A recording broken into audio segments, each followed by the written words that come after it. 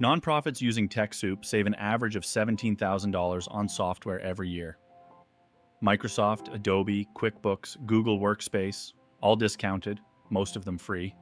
In the next 6 minutes, I'll show you how to register, how to make your first purchase, and 3 mistakes that can get your free Microsoft licenses revoked. TechSoup is a nonprofit itself. They've negotiated, donated, and discounted software from over 100 technology companies, and they distribute it through a single account. To qualify, you need to be a registered 501c3 in the United States with a valid IRS determination letter. That's the original approval letter the IRS mailed your organization when you got tax-exempt status. If you've lost it, you can request a copy using Form 4506A. Public libraries, public schools, and certain government agencies also qualify, but the rules are slightly different for each. Go to TechSoup.org and click Register at the top right. You'll create a personal account first. That's just your email and password. Then you'll add your organization. This is where most people get stuck, so go slowly. You'll enter your organization's legal name exactly as it appears on the IRS letter, your EIN, your address, and your mission statement. The legal name has to match.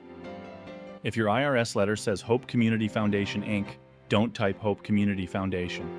The verification team will reject it. After you submit, TechSoup runs an automated check against the IRS Pub 78 database. For most U.S. nonprofits, this takes between 24 hours and 3 business days. You'll get an email when your organization is verified.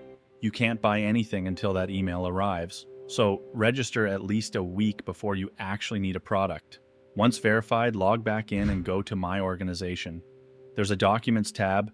Upload a PDF scan of your IRS determination letter, the full letter, not just the first page.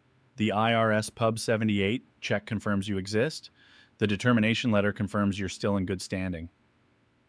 Some product donations, especially Microsoft and Adobe, won't release until this document is on file. If your letter is older than 10 years, TechSoup may ask for a recent IRS affirmation letter. That's a 1-page document the IRS will mail you on request, free of charge, confirming your 501c3 status is still active. Let's walk through QuickBooks Online for nonprofits. From your TechSoup dashboard, search QuickBooks. You'll see 2 options, QuickBooks Online Plus and QuickBooks Online Advanced. Plus is fine for most nonprofits under $2 million in revenue. Click Request Product. You'll see an admin fee, usually around $75 for a 1-year subscription that retails at over $1,000.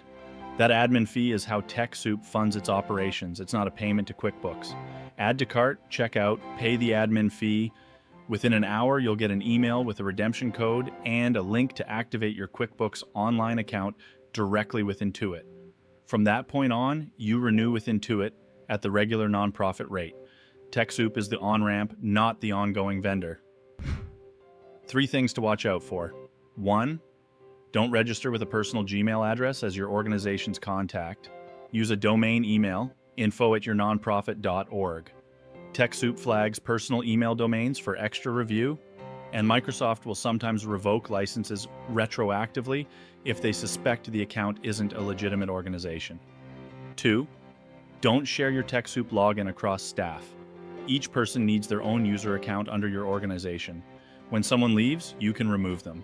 But if everyone shares one login and a former employee redeems a license, you can't get it back. 3, don't stack discounts you're not entitled to. TechSoup tracks fiscal year limits on certain products. Microsoft, for example, caps the number of donated licenses per organization per 2-year period.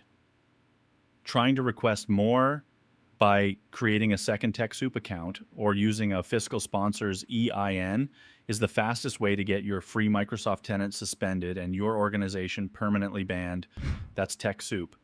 Register early, keep your IRS letter on file, use a domain email, and don't double dip. The full written guide is linked below. Admin fee math, what to buy first, what to skip. Next in this series, Google Workspace for nonprofits, free versus paid. Thanks for watching.